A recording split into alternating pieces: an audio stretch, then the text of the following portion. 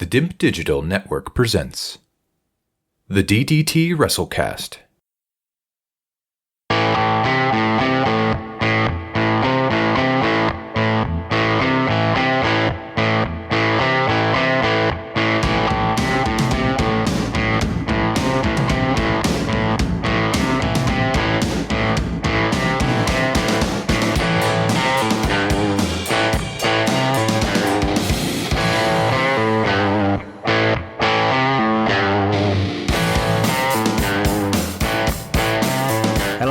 Apps here from the DIMP Digital Network. Welcome to the DDT WrestleCast. On this edition, I am flying solo. Had 2-3 beers under my belt, and no Mr. Paper this week again, taking himself an extended break. But I'm going to run through briefly the WWE earnings call, which we had earlier in the week, and then run through Dynamite. I've seen Dynamite on AEW Plus via fight.tv through that app. So I'm going to run through that, give you some opinions of that, and that'll probably draw an end for this week's episode, and we'll see what we rummage up next week. But just before we get into the main meat of this particular podcast, a couple of clarifications from last week's episode. I spoke a lot and in depth about the releases that WWE had announced. They announced some more mainly for it looked like NXT talent that hadn't appeared on telly or had minimal TV exposure. So there was a few more names that come out this week. But one thing I don't know if I made it clear, which is why I mention it here, is that all the guys that have been released, like wrestler-wise, for example, they've got a 90-day non-compete clause. But they are fully paid during that 90 days. So it's not like they're sitting on their arse, not doing anything and not earning any money. They will get 3 months worth of salary or whatever they're owed, for their contract itself. And also I noticed that I kept saying furlonged, not furloughed. And I can't even blame the beer for that, because last week, if you listen carefully, you'd have known that I was drinking coffee. So a bit different this week. Got some Bud on the go. Bottle of Budweiser. Lovely during lockdown. So, WWE earnings call. Prior to the investors call from Thursday, that's when it took place, WWE released their Q1 2020 numbers, and it showed a 60% year-on-year net revenue growth to $291 million. Average paid WWE network subscriber was hovering at about 1.46 million. So that's what they're saying. We're looking at how many people are actually paying for it, because often with the WWE network, you get 30 days free. At least Paper got 90 days free. So you got one of those severance packages from the WWE that they're offering out. So, so they got 1.46 million they believe are being paid. They added that the network subscribers peaked at 2.1 million on April the 6th due to their highest amount of weekend subscriber additions. So that's Friday through Sunday in the history. On the call, they did decline to say how many were free versus paid, but the key performance indicators suggested that it was in the in the region of about 1.4, 1.6 million. So it's there in the numbers if you want to look it up. But for some reason they were unwilling to mention it on the call. So there you go. Now the reason for the year-on-year increase was that their TV rights fees were offset by a reduction in both live event and ticket revenue and merchandise sales. So although they got excellent TV deals, they obviously missed a live gate audience and the merchandise sales from that due to the restrictions in place for COVID. So if you think about WrestleMania, how many? What was it? 70,000. They could have. That's a gate gone. So probably not as high as they'd thought. Operating income was 53.3 million, so up from the previous year's quarter, which was a 6.8 million loss. There was a record of 46 million hours of content consumed during WrestleMania week. And the prior year, it was 28% less. So it's an increase of 28% of content that was consumed during WrestleMania week.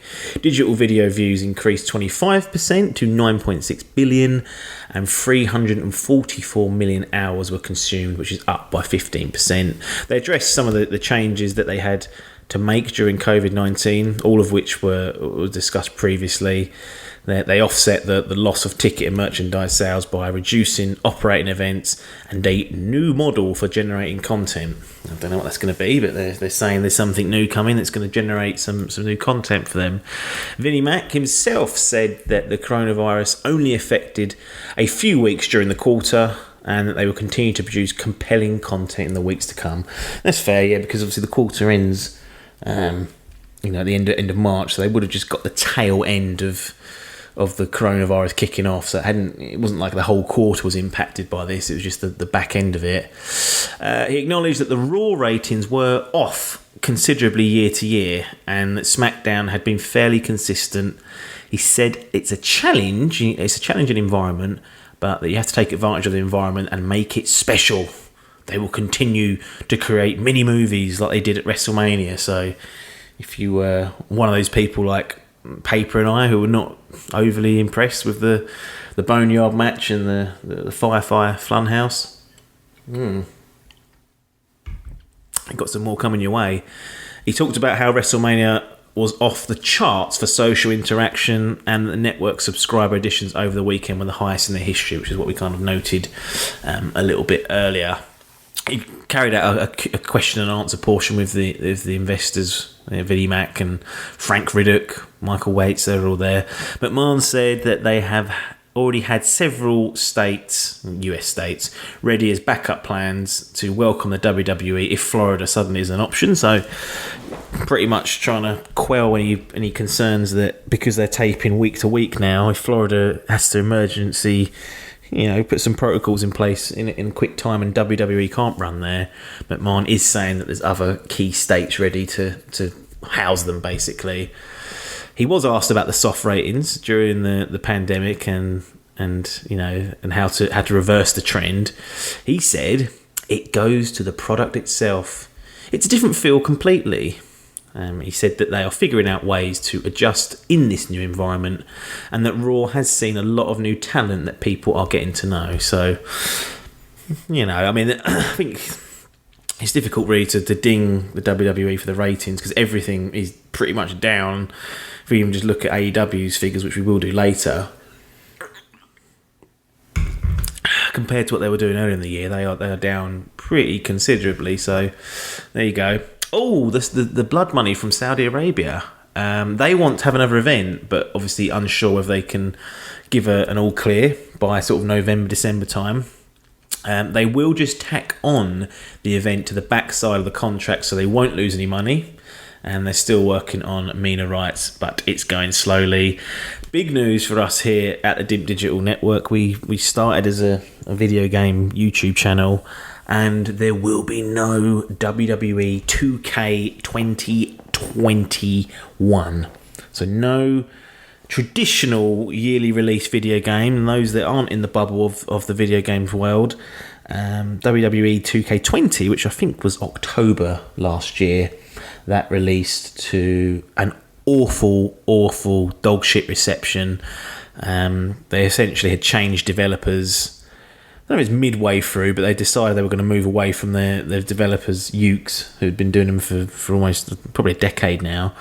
Handed it off to another studio who'd been supporting over the years, but did not have the expertise to pull that off. And it's I've got it. I paid for that, and annoying because I had to go back to 2019, so there won't be another one of those games. I don't know whether they're going to do another game, like a different type of video game. Who knows, but there you go. When asked if they could film at Full Sail with a live audience practicing social distancing, McMahon admitted he doesn't know what live audience will mean anymore. Testing and distancing, etc. If anyone knows how to do it in a safe and exciting way, it's us. He added they will likely be the first, like they always are. So he's setting themselves up there. If once the crowds, if there's a way around it to get the live crowds in, Vinnie Mac saying that the WWE are going to do it first. Wouldn't surprise me. McMahon says that the coronavirus caught everyone with their pants down, but they still think the network deal with a streaming partner is close and that a number of people still want their content. A free version of the network is likely to come in Q4. He went over how the talent and employees are tested in the Performance Centre. They do everything imaginable, in quotes, including separate hotels, monitoring for everyone forms. Triple H came on, made an appearance talking about the company that they've contracted for specific cleaning and coating services. They've got a third party in to make sure the Performance Centre and any areas where people are performing are adequately cleaned down. He put over the talent and that they had risen to the occasion. He's very, very proud of them, he said. Quarterly release notes. So this is some stats and whatnot. This includes ratings, network merchandise attendance. Raw ratings were down 16% year on year, while USA Network, which is what Raw is broadcast on in America, was down 29%. And the top 25 cable networks are all down 5%. So USA Network, almost 30% down year on year. And Raw only 16% down, so the network they're on is going down at a higher rate than what they are, so that's a little win for them, although that's got to be worrying for the USA Network that they're 30% down. SmackDown ratings were up 16% year on year, while Fox was up 36%, and the big four broadcast networks were down 6%, so Fox are doing well, as you'd expect. Average paid network subs were down 1.4 million year on year from 1.58 million in 2019.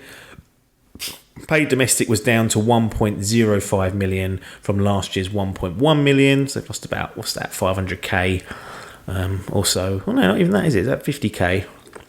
How are we doing this? Yeah, 50k down.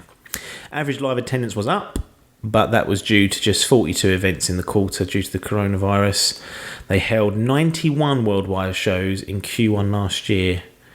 So the average attendance was up, but they'd done fewer shows, so that boosts it. Imagine what they'd done if they'd just snuck WrestleMania in. That would have gone. The average attendance would have been sky high for the quarter. Live event revenue had obviously declined, as you'd expect, to $17.5 million from last year's $26.2 million. In the prior year's quarter, so that's to be expected. They lost a few shows, WrestleMania being the big one, so live event revenue is going to be down. Core content right fees doubled to $133 million year on year, whilst advertising and sponsorship was up just $17.4 million from 2019's $10.9 million. Consumer products declined to $16.9 million, down from $20.8 million the prior year's quarter. They declined to give an outlook for Q2 and the rest of the year due to the uncertainty surrounding the pandemic. There you go, for the number bods out there. There you go, that's that. The actual stock itself is interesting because these calls are there to, boost investor confidence. So you can almost see how well they've done at that job by just looking at the stock price, what it closed at, and then what it opens at. So prior to the call itself, it closed at $39.04, and it opened today, so Friday as we record this, at 45.76. So it had the desired effect on the share price, at least, or the stock price. It has come down a little bit as I'm recording this. It's down to 44.34, but that's still a decent jump, and it's the highest it's been for quite a while. Let's have a look when it was last higher than that. All right, no, it's higher in February, so but it's been down in the dumps at 30 odds for a while. So there you go, that's that. Right, let's get on to some actual wrestling. Dynamite this week. We had an opening promo with Cody, which was pretty good. It's him sitting at his computer talking about why he wants to win this TNT Championship. I liked this. I think one of the quotes I enjoyed the most was am I the throne breaker because I was afraid to sit in the throne? Something along those lines. But I like the video packages are coming along really nicely at AEW at the moment. They're doing a great job with those.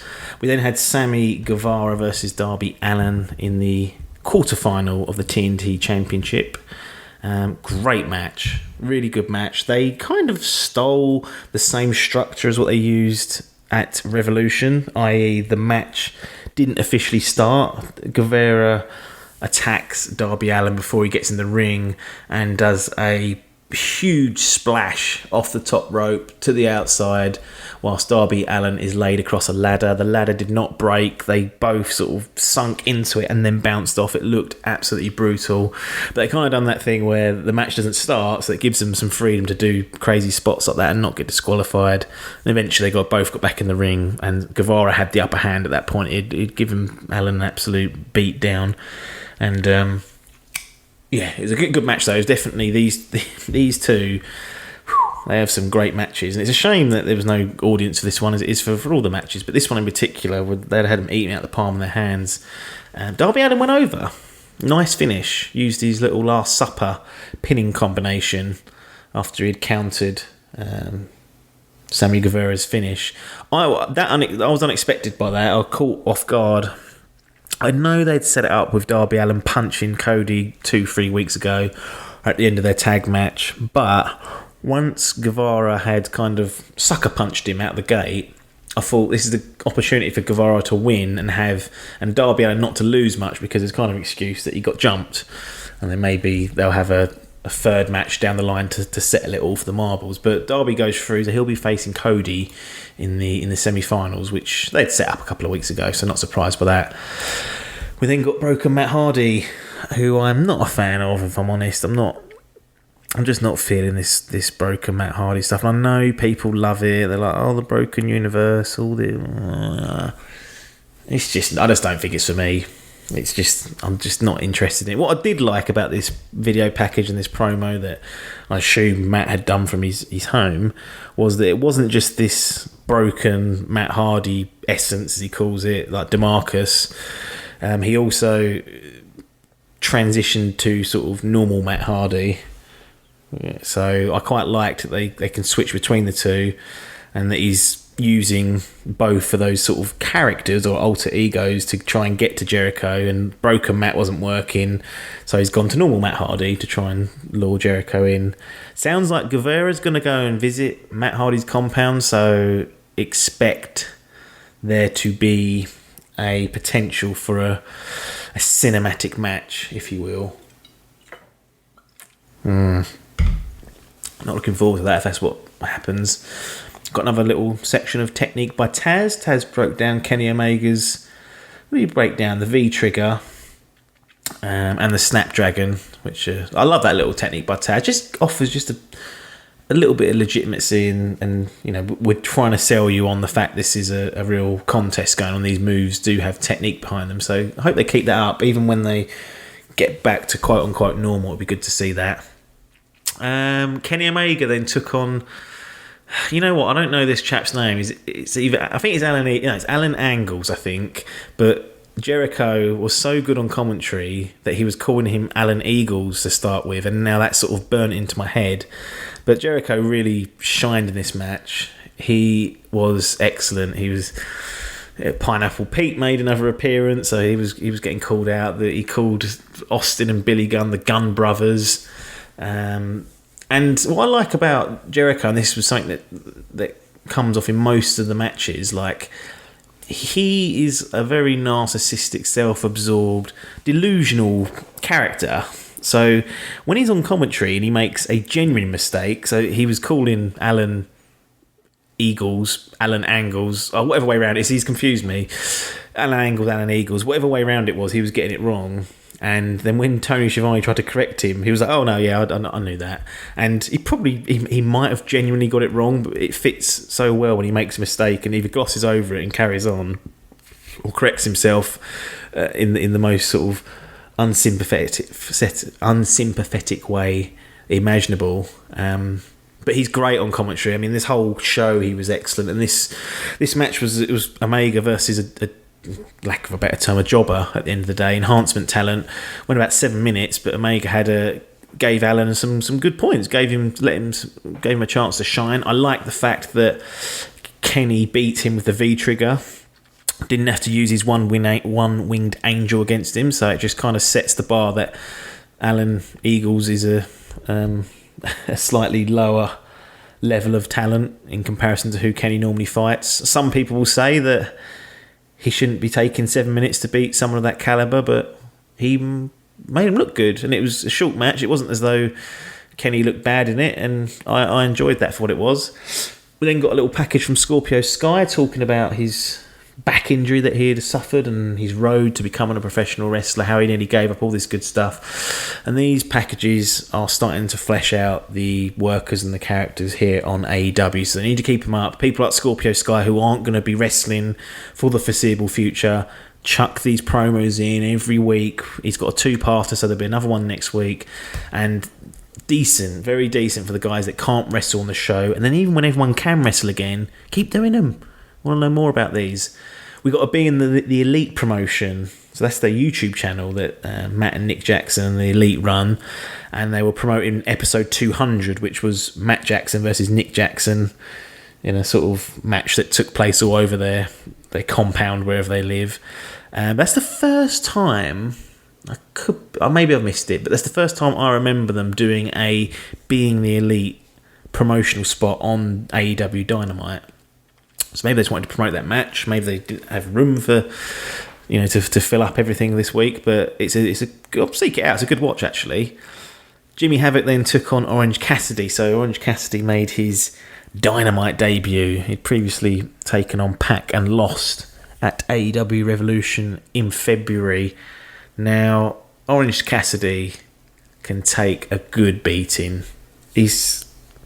He kind of got his stuff in a little bit, but he was much more grounded in this match than what you would probably expect. And I see why he's popular with people.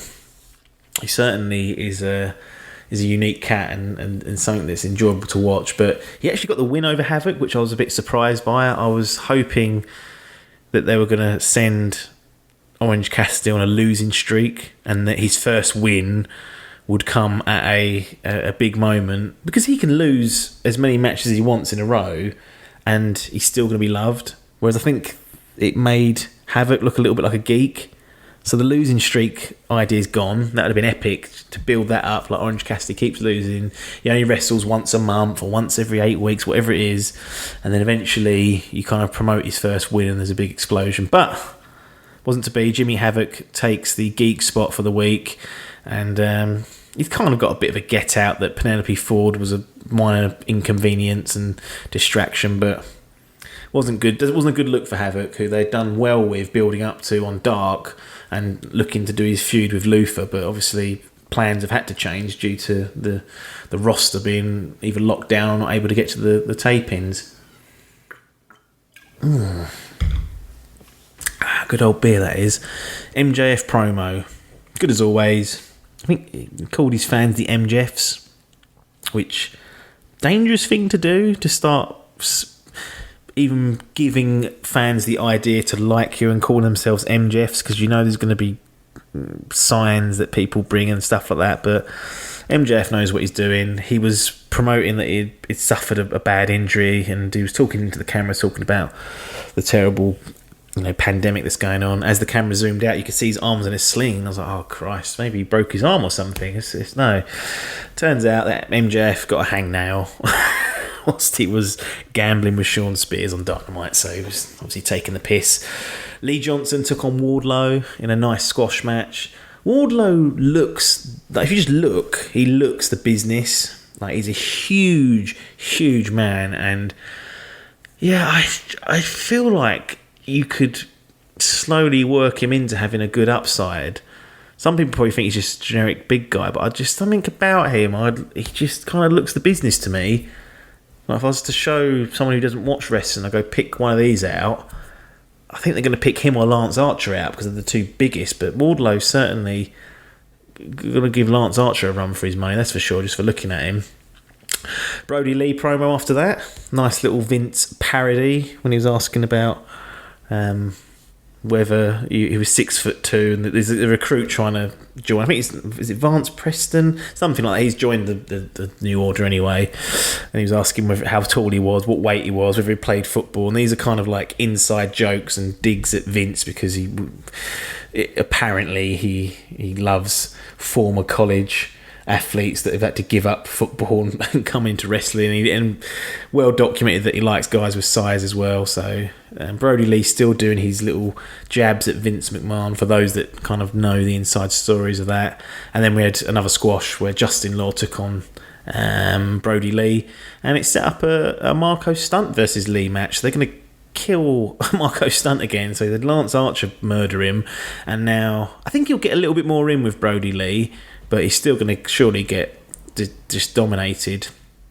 Only thing I didn't like here was that we had Lee Johnson v Wardlow, Justin Law versus Brody Lee, 2 squashes on the bounce with talent that's local talent, so probably could have done with having them different in a different order of the cards so that there wasn't 2 in the bounce. But I like this padding of the records, because AEW do use their win-loss records and they show them, and they use to sort of leverage and give the audience an idea of how well people are doing. But these sort of padding against, quote unquote nobodies is going to pay dividends later on, because this year they're going to have an impressive looking record when the numbers start rolling in. So I think they're making use of the situation well in that sense. I had a quick promo with Best Friends setting up a tag match with Kip Sabian and Jimmy Havoc. As soon as this happened, I kind of knew the outcome of the main event, because I was like, they're clearly setting up a match for next week or the week after with someone who could be involved in the semi-finals of the tournament. So that's the second reason why I thought Kip was going to lose. And the first reason was that Dustin had already kind of put his career on the line, and you kind of think, is he really going to go out on his shield and retire on Dynamite where there's no fans? That's not going to work. So yeah, there's a promo setting up that tag match, which is a little bit of a giveaway for the main event if Dustin's potential retirement wasn't.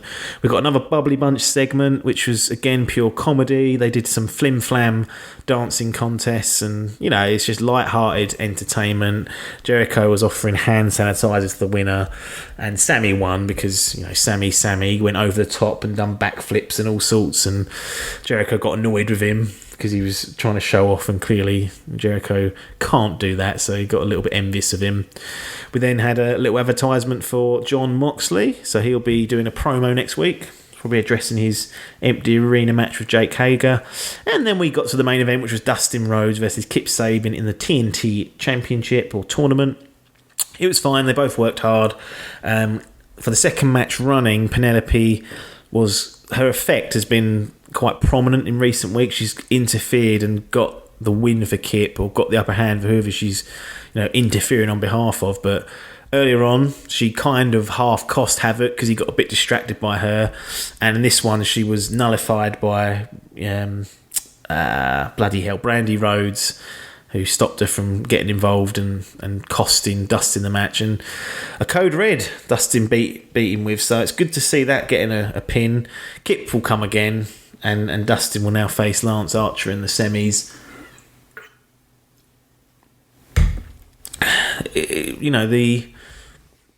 The obvious route is that we're working towards Lance Archer v Cody in the finals, and that en route Dustin is just pummeled by Lance Archer, giving Cody a reason to want to beat Lance Archer's ass. But I don't know if they're going to do it. They do the obvious thing, and they do the thing that makes sense, quite a lot of the time, which is not a bad thing. I hate being surprised for the sake of being surprised when the surprise is shit. So it makes sense that it's going to be those two in the final. I feel like there's something that they can do to maybe avoid or put off the Lance Archer v Cody match, because you've got Darby Allin in there.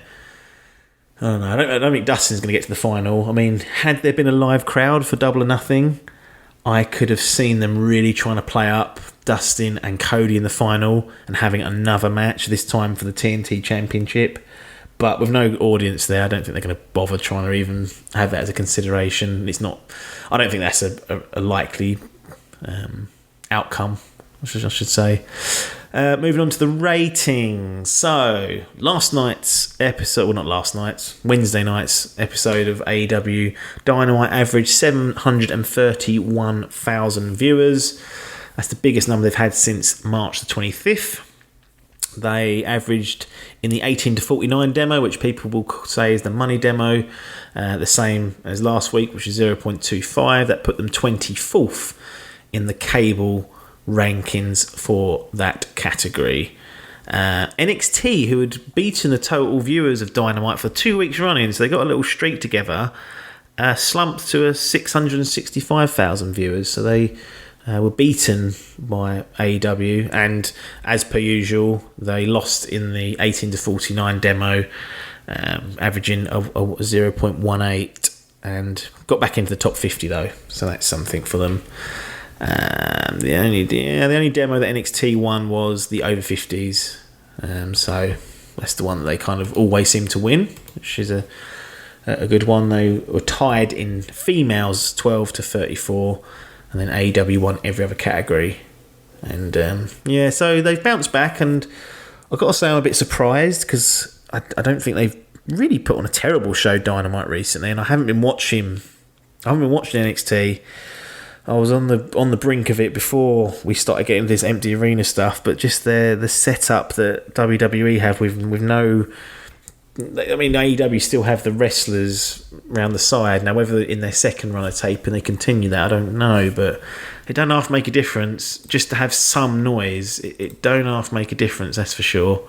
But yeah, I was surprised to see them bounce back, because the Hager and Moxley match didn't get the rave reviews. I didn't think it was as good as what I was expecting after what I'd been told by everyone at AEW.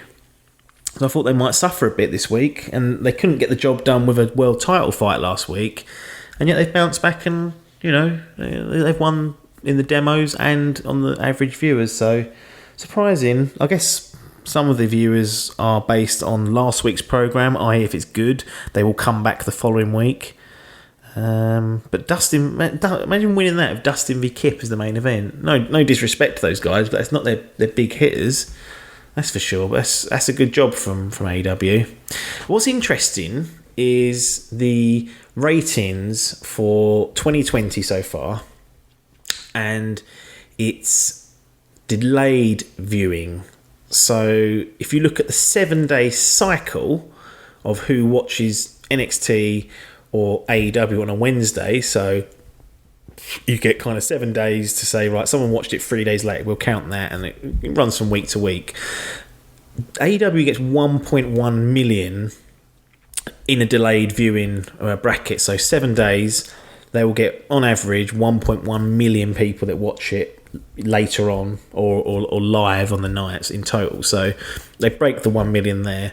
NXT gets 860k over the 7 days, so that is less, but got to remember that they are also on the WWE network Thursday, so they goes off about 24 hours later on the network. So there might be some nutters out there that are that have access to USA Network and are watching it on the network, on the WWE network. Don't know why you'd do that, to be honest, but there you go.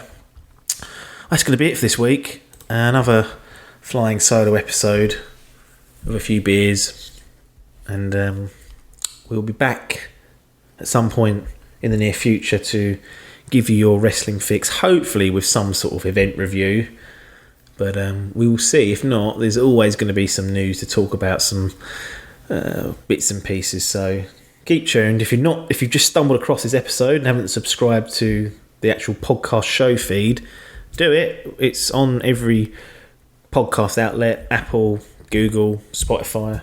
Got a YouTube channel now, so this will go on YouTube as well as an audio only podcast. We do not have any production values on the videos, but we heard you loud and clear, YouTube, that you still like to just listen to stuff on that platform, so you subscribe to the channel and you'll get it there. But no, nothing more for me to say apart from thanks for your time, and ta-da.